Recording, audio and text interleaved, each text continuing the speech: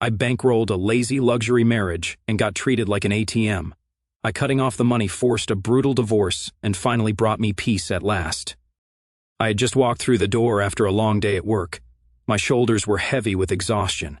All I wanted was a hot meal, a moment of peace, and maybe some time to share with my wife. That wasn't too much to ask for, was it? But instead, I was greeted by silence and the distinct aroma of something reheated, or worse, takeout again. The dining table was cluttered with shopping bags, the kind from high-end stores, all proudly displaying logos that screamed expense. The irony wasn't lost on me. As I set my briefcase down, here I was, breaking my back to provide, while she was lounging on the couch, scrolling through her phone without even a glance in my direction. "Hey," I said, trying to keep my tone light despite the brewing frustration. "What's for dinner?" She didn't even bother looking up. "I ordered something. It'll be here soon." It wasn't the first time this had happened. In fact, it had become a pattern. The meals I used to come home to her lasagna, her stews were distant memories. The kitchen now felt like a museum, untouched and irrelevant. It wasn't just the food. The house itself seemed to be slipping into chaos. Dishes piled up in the sink, laundry left unfolded, and the floors once gleaming now looked like they hadn't been cleaned in weeks. I didn't want to argue. I was too tired. But as I took in the scene around me, I couldn't help but feel resentment building. I worked hard every day, taking on extra projects, enduring stress and sleepless nights, all to make sure we lived comfortably. And what did I get in return? A wife who didn't seem to care about maintaining the home or even acknowledging my effort. Later that evening, after the takeout boxes had been tossed and the silence between us had grown deafening, I decided to bring it up. "Listen, we need to talk," I started cautiously. She rolled her eyes, barely masking her irritation. "About what now?" "About this. About us. I can't keep doing this alone. I need your support." Her response hit me harder than I expected. "I didn't marry you to be your maid or your personal chef. If you want that, hire someone." The words hung in the air, sharp and cold. My mind reeled. This wasn't the woman I married, the woman who used to care about us, about our home, about me. I tried to explain, to reason with her, but she wouldn't have it.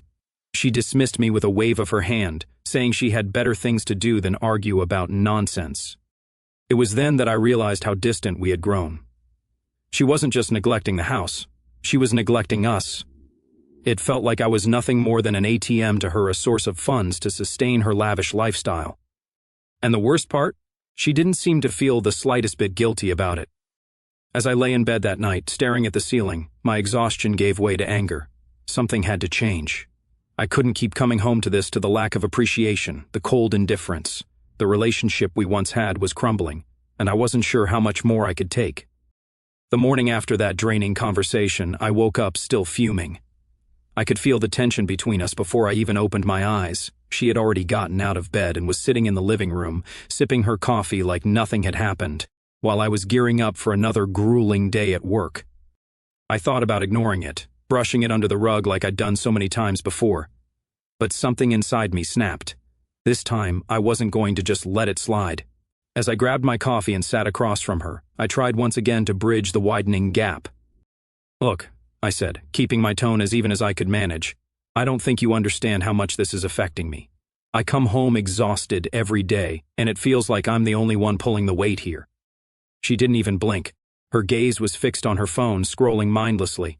When she finally looked up, her expression was one of pure annoyance. "Why are we doing this again? I told you last night I'm not your maid. I'm not here to cater to your every whim." The sheer coldness in her tone hit me like a slap. "That's not what I'm asking for," I replied, my voice rising despite my efforts to stay calm. "I'm asking for a partner, someone who contributes, someone who cares about this relationship as much as I do." Her laugh was bitter, almost mocking. "You think this is some kind of partnership? Let's get one thing straight. I didn't sign up to be your servant. I have my own life, my own priorities. If you don't like it, that's your problem." Her words sent a chill down my spine. This wasn't just a passing argument, it was a declaration. She had drawn her line in the sand, making it clear that she saw no issue with how things were. She wasn't going to change, to compromise, or even to acknowledge the sacrifices I was making. "What about us?" I asked, my voice now edged with frustration. "Do you even care about what's happening to us?" She sighed dramatically, like she was bored with the entire conversation. Look, I've told you before, if you want a housewife who cooks and cleans and does everything you want, you married the wrong woman. I'm not going to change who I am just because you're feeling unappreciated. It was at that moment that I realized just how deep the divide had become. She didn't see herself as part of a team. To her, marriage was a one-sided transaction, my hard work financing her lifestyle while she lived free of responsibility. Before leaving for work, I stood by the door, watching her as she lazily flipped through TV channels. "This isn't sustainable," I said, my voice low but firm. "Something's got to give." Her response was as cutting as ever. "Then maybe you should figure out what you really want, because I'm not changing." As I walked out the door, her words echoed in my head. For the first time, I truly began to see her for what she was. This wasn't the woman I thought I had married. This was someone who cared more about her comfort and her image than about the person standing by her side. And for the first time, I started to wonder if staying in this marriage was worth the fight. That day at work, I couldn't focus. Her words replayed in my head like a broken record. "I'm not changing." The sheer finality of it stung. It wasn't just what she said, it was how she said it, like my feelings didn't matter at all. I spent my lunch break staring at my phone, scrolling through old pictures of us when things were good, wondering how we got here. I didn't have an answer, but I knew one thing for sure. I couldn't keep living like this. By the time I got home, I had made up my mind. If she wasn't going to change, then I needed to. No more funding her irresponsibility, no more being taken for granted. I didn't walk in and start an argument. I simply went to the bedroom, grabbed my laptop and logged into our joint accounts. She was so distracted by whatever reality show she was watching that she didn't even notice when I canceled her extra credit cards. I left her with one, but I set a strict spending limit. If she wanted anything beyond that, she'd have to figure it out herself. The next morning, I woke up earlier than usual, determined to make changes while she slept in, as always.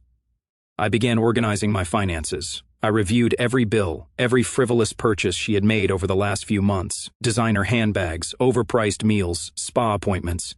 It was enough to make my blood boil. But instead of confronting her immediately, I decided to let her actions speak for themselves. It didn't take long for her to notice.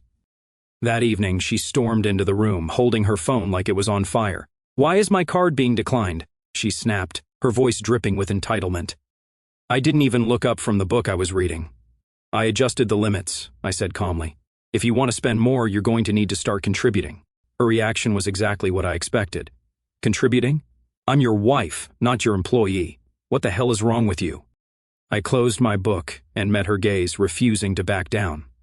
"And I'm your husband, not your bank. If you don't want to help with the house or the relationship, then you're going to have to start helping yourself financially." Her face turned red with fury. "You're punishing me because I won't play housewife for you? That's pathetic." "No," I said, my voice firm. "I'm setting boundaries. You don't want to contribute to this partnership? Fine. But you don't get to live off my hard work without accountability." The next few days were tense. She sulked, threw sarcastic comments my way, and even tried guilt-tripping me with lines like, "I guess you don't love me anymore." But I stood my ground. When she tried to buy an expensive pair of shoes and the transaction was declined, she lashed out again, calling me controlling. I didn't rise to her bait. Instead, I simply repeated what I had told her. If you want luxuries, you can earn them. What struck me most was how quickly the dynamic between us shifted. She started to avoid me, spending more time out of the house with her friends. I heard her on the phone complaining about me, painting herself as the victim. But I didn't care. I wasn't doing this for her approval. I was doing it for my own sanity. For the first time in years, I felt like I was reclaiming a part of myself. It wasn't about the money, it was about respect. I had spent so long bending over backward to keep her happy, but now I realized that her happiness wasn't tied to our marriage. It was tied to what I could provide, and I was done being her safety net. Every night as I lay in bed, I felt a growing sense of clarity. This wasn't just about setting limits on her spending. It was about setting limits on what I was willing to endure. And with each passing day, I could feel myself getting closer to a decision I never thought I'd have to make. It didn't take long for the cracks in her perfect facade to start showing. The first sign was the delivery driver. I overheard the doorbell ring and her hurried conversation, trying to explain why her payment wasn't going through. It was almost comical the way she fumbled, claiming it was a bank error. She eventually had to cancel the order, slamming the door shut with a frustration that reverberated through the house. I didn't say a word. I just sat there, watching her grapple with the reality of living within limits for the first time. But it didn't end there. Over the next few days, her frustration turned into desperation. I noticed her pulling out clothes she hadn't worn in years, trying to make them work because she couldn't afford another impulsive shopping spree. Her favorite spa called, leaving a voicemail about her missed appointment, which she deleted without responding. And when her friends invited her out for their usual lavish brunches, she suddenly had excuses, feeling under the weather or too busy at home. I knew better. She couldn't keep up with their lifestyles without my financial support, and it was starting to isolate her. One night, I walked into the kitchen to find her sitting at the table, staring at her phone. Her nails, usually manicured to perfection, were chipped. Her makeup-free face looked tired, almost defeated. I poured myself a glass of water, waiting for her to speak first.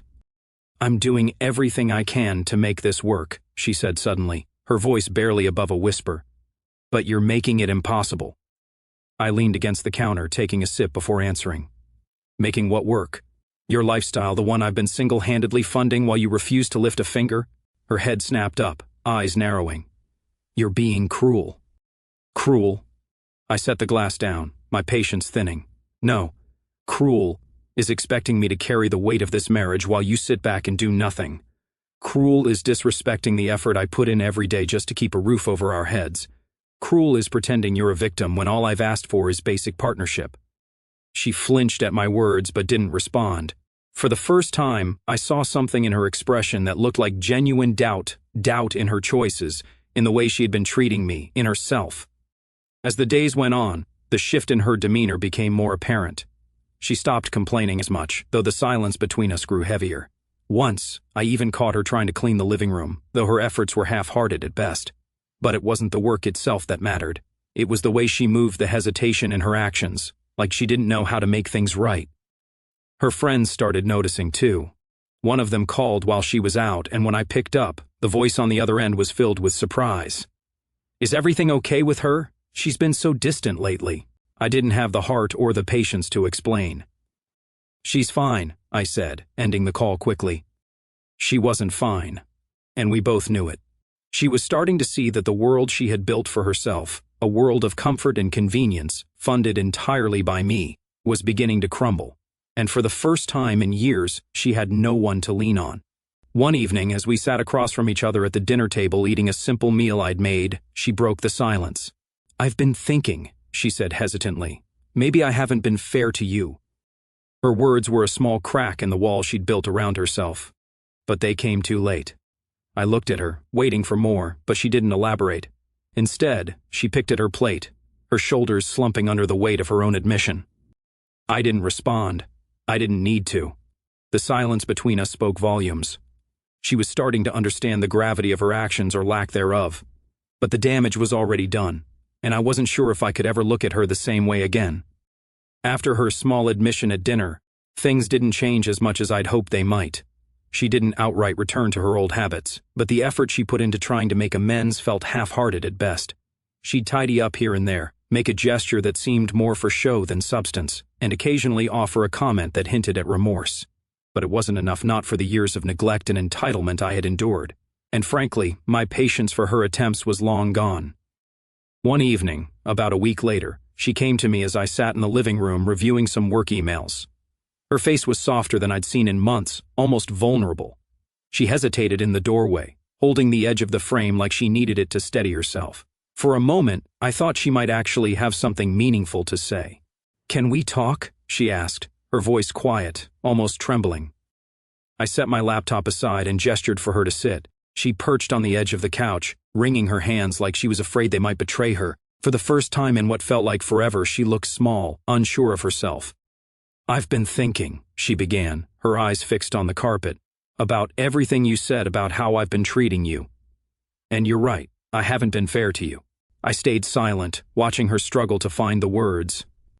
"I guess I just—" She stopped herself, taking a deep breath before continuing. "I got comfortable. Too comfortable. I took you for granted, and I didn't realize how much it was hurting you." She looked up then, her eyes glassy with unshed tears. "I know I've made mistakes, big ones, but I don't want to lose you. I want to fix this. I'll do better, I promise." Her words hung in the air, heavy with emotion. For the first time in years, she sounded sincere. And maybe a part of me wanted to believe her, to give her another chance to prove herself.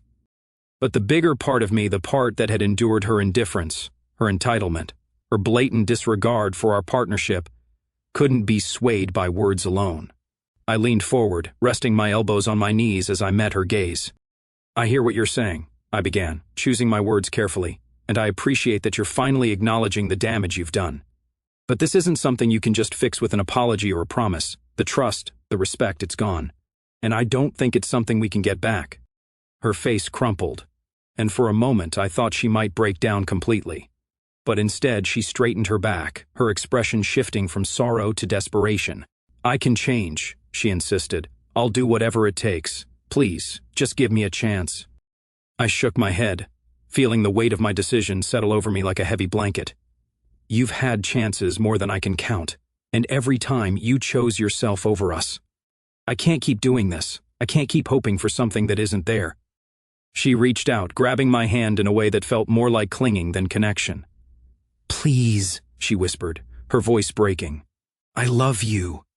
I pulled my hand back, gently but firmly. "I needed your love when it mattered, when I came home exhausted and just wanted a partner, when I asked for help and you dismissed me. Love isn't enough anymore, not after everything." Her tears finally fell, streaming silently down her cheeks. I didn't feel satisfaction or vindication, just a deep, weary sadness. This wasn't how I wanted things to end, but it was the only way forward. She stayed there for a while, crying softly while I sat in silence. Eventually, she got up and left the room, leaving me alone with my thoughts. The woman I had once adored, the woman I had built a life with, was now a stranger, and no amount of promises or tears could change that. After that night, the house fell into a silence that felt more oppressive than peaceful. She kept her distance, retreating to the guest room and leaving me to my own thoughts. There were no more attempts to plead, no more empty promises or declarations of change. It was as if she had finally accepted what I'd been trying to tell her for weeks, that the bridge between us was burned, and there was no rebuilding it. I woke up early on a Saturday morning. The weight of my decision was heavy but resolute. It was time to end this chapter of my life. As I walked through the quiet house, I could see the remnants of the life we'd once tried to build together. The framed wedding photo on the mantel, the decor she had picked out, the expensive furniture we never really used. It all felt hollow now, symbols of a partnership that had long since died. I grabbed a roll of garbage bags and started packing her things, her clothes, her designer handbags, the shoes that probably cost more than my entire wardrobe. I stuffed them all into black bags, one by one. Each item I packed felt like shedding a layer of weight I'd been carrying for years. I wasn't angry anymore. I wasn't bitter. I was just done. By the time she woke up, I had almost finished. She walked into the living room, rubbing her eyes, and froze when she saw the bags lined up by the door. Her expression shifted from confusion to disbelief, then to anger. "What the hell is this?" she demanded, her voice sharp. "This is me moving on," I said calmly. "I've been carrying this relationship alone for too long and I'm done. You need to leave." Her eyes widened, and for a moment, I thought she might argue. But then she crossed her arms, her voice dropping into a defensive sneer. "You can't just throw me out. Where am I supposed to go?" "That's not my concern anymore," I replied. "You've made it clear that you don't need me, remember? So prove it. Go build the life you think you deserve, but do it on your own." She looked at me like she didn't recognize the man standing in front of her. Maybe she didn't. Maybe for the first time in years, I was finally standing up for myself in a way she hadn't expected. Her confidence faltered, and she tried one last time. "I can change," she said, her voice quieter now, almost pleading. "We can fix this." I shook my head. "You had the chance to change, to fix things when it mattered. I'm not angry anymore, but I can't keep living like this. I deserve better." Her silence spoke volumes. She turned and walked away, and I heard her footsteps retreating back to the guest room. I didn't follow.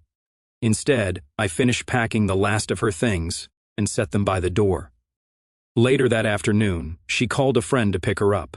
She didn't say goodbye when she left, just grabbed the bags and disappeared out the door. I watched from the window as the car pulled away, feeling an overwhelming sense of relief. The house was quiet, but this time the silence felt different, liberating even. Over the next few weeks, I started to reclaim my life. I rearranged the furniture, took down the wedding photos, and donated the things we had bought together that I no longer needed. For the first time in years, the house felt like mine, a space where I could breathe and start over. Friends began reaching out, asking how I was doing. I told them the truth. I was better than I had been in years. I started reconnecting with people, going out more, and rediscovering the things I loved. Slowly but surely, I felt like myself again. One evening, as I sat on the back porch with a glass of wine, watching the sun dip below the horizon, I realized something. The weight I'd been carrying for so long, the frustration, the resentment, the exhaustion, it was gone. In its place was a sense of peace I hadn't felt in years. I wasn't just surviving anymore. I was living. And for the first time in a long time, I was excited to see what the future might hold. As I sit here months later, the house finally quiet in a way that feels earned rather than imposed. I keep coming back to one overwhelming emotion, relief so deep it almost scares me. It's not the dramatic, movie-style relief you see when someone escapes a burning building. It's quieter, heavier, like surfacing after being underwater for years and realizing you forgot what air tasted like. For so long, I told myself that love meant endurance, that if I just worked harder, earned more, complained less, fixed whatever invisible thing was wrong with me, she would eventually turn back into the woman I married. I confused loyalty with self-erasure. Every extra hour at the office, every ignored insult, every time I swallowed the words "I'm tired" because I didn't want to start another fight. Those weren't acts of love. They were slow deposits into a bank account she was happily draining while giving nothing back. I was volunteering to be used, then resenting her for accepting the offer. The strangest part is how quickly the anger faded once she was gone. I waited for it. The explosive rage, the desire to punish, the fantasy of her crawling back, broke and humbled. None of it came. What arrived instead was grief, but not for her. I grieved the version of myself I'd abandoned. I mourned the man who used to cook for fun, who played guitar on weeknights, who had friends he saw more than once a year at obligatory holidays. That man didn't die dramatically. He was starved, one concession at a time, one "it's fine, I'll handle it" at a time, until he was a ghost paying bills. Walking through the house now feels like archaeology. I open a drawer and find a spa gift card she never used, bought with money I earned while pulling all-nighters. I throw it away and feel nothing but a faint, tired amusement. The closet still has empty spaces where her designer clothes hung like trophies. I filled one gap with my old woodworking tools I hadn't touched in 8 years. Dusting them off felt more intimate than anything that happened in our bedroom the last 3 years combined.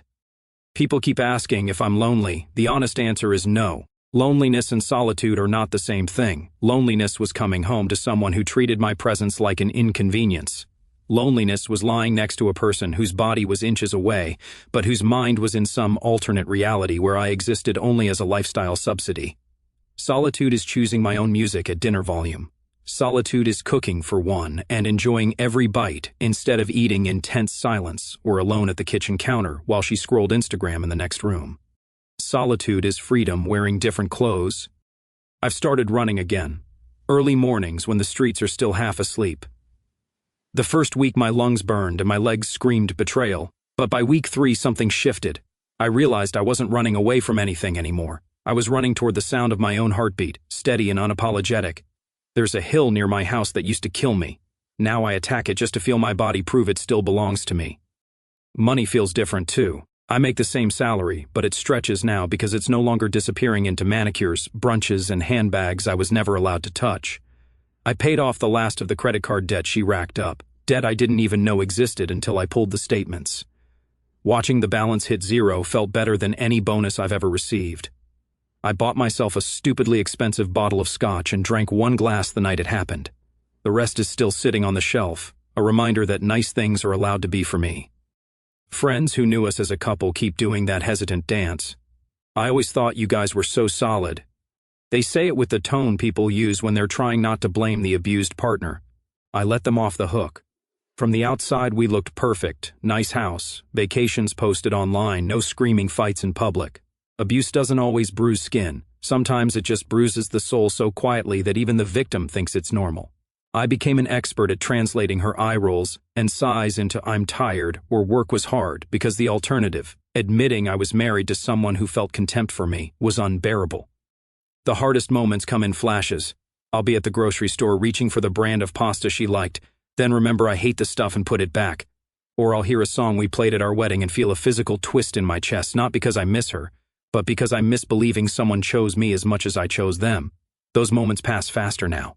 Grief has a half-life. I've started dating, cautiously. The first woman I went out with laughed at one of my jokes and I nearly cried into my wine because it had been so long since someone looked at me like I was a person worth delighting. I'm in no rush. For the first time in my adult life, my future isn't a negotiation. It's a blank page that belongs entirely to me. Sometimes I wonder what she's doing. Not because I want her back, God no, but because I'm curious whether the crash landing forced any real self-reflection or if she simply found another man to fund the same script. I hope, for her sake more than mine, that it's the former. Nobody should wake up at 50 and realize they've spent decades performing entitlement instead of building a life. If I could talk to the man I was 2 years ago, the one still making excuses and working overtime to keep a sinking ship afloat, I would grab him by the shoulders and shake him. I'd tell him, your worth is not a function of how much suffering you can absorb before you break. Love that demands you disappear is not love, it's slow erasure. You are allowed to leave the table when respect is no longer being served. You are allowed to stop setting yourself on fire to keep someone else warm. I thought peace would feel like triumph. Instead, it feels like oxygen, something I didn't realize I was missing until it flooded back in. The house is smaller now, quieter, imperfect. There are still nights when the silence presses in and I remember what it felt like to be chosen. But those nights are outnumbered by mornings when I wake up without dread, when the day ahead is mine to shape instead of survive. I didn't win anything, I just stopped losing myself. And that, it turns out, is everything.